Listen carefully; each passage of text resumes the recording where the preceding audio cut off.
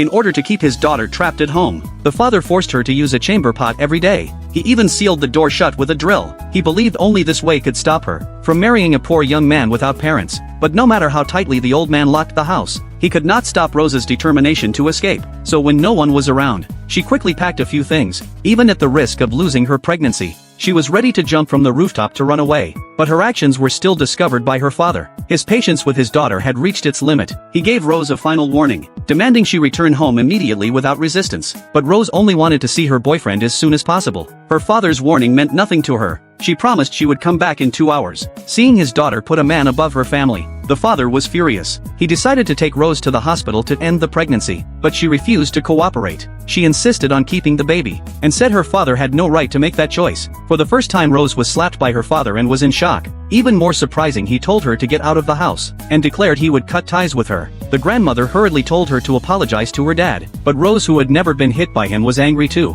She never felt she was wrong in the first place. At that moment, the father ignored their bond. He refused to listen to anyone, and drove his daughter out. Since she liked the poor boy so much, she should live with him. She must never set foot in this home again, because she was no longer his daughter. To make sure Rose learned her lesson, he warned the family not to open the door for her. Otherwise, he could not promise what he might do. With her husband's command, her mother could only watch as Rose was pushed out. After all, the father was the head of the household. No one dared to go against his word. After being driven out, Rose could only take her bags to her boyfriend's home. The moment she saw Chaeyu, she felt all her sadness, but with him by her side, her emotions were soothed. As long as they were together, being cast out no longer mattered. For a 20-year-old girl, love was everything, but Chaeyu was still a college student. His sister Sayare believed he could not handle such a burden. He had no way to support a household yet, which would only leave all the responsibility on their mother. She had already worked hard raising him. Now she would also need to support his girlfriend and child. But those words were overheard by her brother. When Chaeyu learned he was adopted by their mother, he realized he had no reason to keep depending on her.